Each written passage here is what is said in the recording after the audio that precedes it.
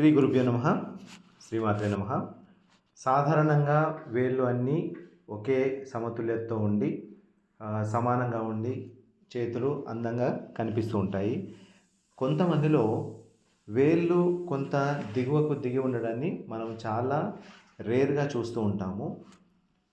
అయితే తర్జని వేలు గనక ఆ రకంగా ఉన్నట్లయితే వీరిలో కొంత పిరికితనము, కొంత అజ్ఞానము మరియు దురాశ, కపటము, మోసపోవటం అనేది సూచిస్తుంది. అలాగే మధ్యమ వేలు గనక కొంత దిగి ఉన్నట్లయితే వీరిలో ధనము లేకపోవటము, కొంత ఆయుష్లో కూడా కొంత తక్కువనే సూచిస్తుంది. వీళ్ళు కొంత పాపకార్యాన్ని కూడా సూచిస్తుంది. అలాగే అనామిక వేలు గనక కొంత దిగినట్టుగా మనకు కనిపిస్తే వీరి లోపల విద్యలో చాలా ఆటంకాలు రావటము, ఉద్యోగంలో ఆటంకాలు రావటము, అభివృద్ధి నిరోధకంగా మారటాన్ని సూచిస్తుంది.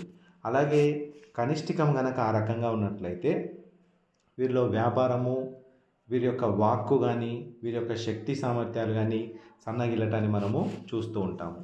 అదే రకంగా కొంతమందిలో అంగుష్టము కూడా మనకు దిగిపోయినట్టుగా కనిపిస్తుంది.